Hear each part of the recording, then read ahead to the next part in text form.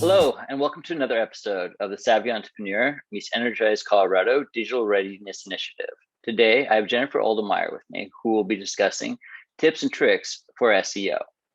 Without further ado, Jenifer, how are you doing today? Good, how are you? I'm great. Thanks again for joining us today. I'm excited for our conversation. Yeah, me too. So I've been in marketing for about 9 years, and at least 3 of those years have been heavily focused on SEO. I currently work for Panorama Consulting Group, and that's where I've been for the majority of my career. So, Jenifer, what exactly is search engine optimization? That's a great question. So it's any strategies you might use to make your website or your posts rank near the top on Google. Cool, that could be very helpful. Yeah. If you're looking for customers to wanting to get your brand out there, it's important to get on top of Google and the other search engines. So do you have any tips for our audience on what they can do to achieve that goal? Yeah. So the first tip is understand what Google is looking for. Um, and Google is looking to satisfy the user intent. So when they type in a question, for example, they have a specific intent. And then the second tip is find keywords. So you want high volume keywords. You want probably low difficulty keywords with less competition, but you also want to do some of the keywords that your competitors are using because those are great ideas. The third tip is to optimize your content. So if you're writing a blog post and you have your keyword that you want to target, the first thing you'll want to do is you'll want to search for that keyword on Google and find maybe the top 3 posts. Look at certain things like the word count. You'll want to do at least as many words as those pieces of content. And then also look at some of the subtopics they're addressing.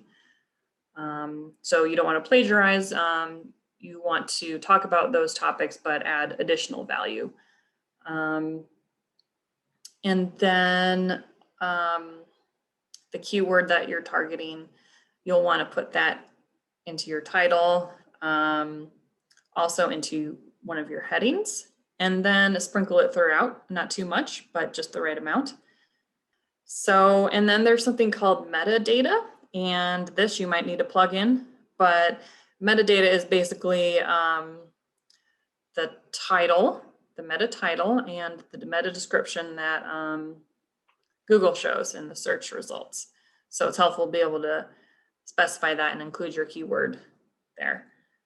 And that's just an overview of how to optimize a blog post. There are many other things, but that's a good starting point. So tip number 4 is you'll want to optimize your website overall. We've talked about how to optimize an individual blog, but so the key here is linking. One type of linking is internal linking. So once you have several blogs and pages, you can start linking between them. And the text in these links should be the keyword. So if you're linking to a blog that has a particular keyword, the text in that link should be that keyword. And that reinforces to Google that this is what this page is about. It's just one more thing to reinforce that on top of everything else you did to optimize that blog. And then another type of link is a backlink. And these are links that you get from other websites. And you definitely want to earn these and not buy these. Google can tell when there's a ton of backlinks coming in all at once. That means you probably bought them and you didn't earn them. So that doesn't mean that you're trustworthy and people are linking to you on their own accord. So how do you get backlinks? Do you go to another website and it's like, hey, I'll scratch your back if you scratch mine? That's one way to do it, but you really want to make sure that that other website is really relevant to you, and is a decent website. And then another thing is looking at some of your competitors, seeing what backlinks they have, and then reaching out to those publications and asking for a backlink. And you're not going to get a response from all of them, but if you contact enough of them, you'll get a few, and each one is valuable, so it's worth your time. Well, Jenifer, that was very educational. Is there anything else you want to cover before we conclude? Well, the last thing I will mention is everything I've talked about is what's called on-page SEO, and this is only one component of SEO.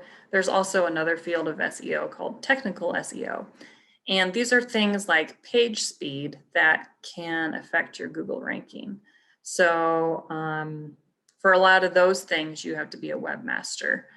But for on-page SEO, you don't really have to be a webmaster. So, but technical SEO is important. I would recommend looking into it. Jenifer, thank you so much for joining us today. I've learned a lot, and I hope our audience did too. Yeah, thank you, Tallis. It was great talking with you, and I hope it was helpful. It absolutely was. Thanks for watching, everyone. And until next time, stay savvy.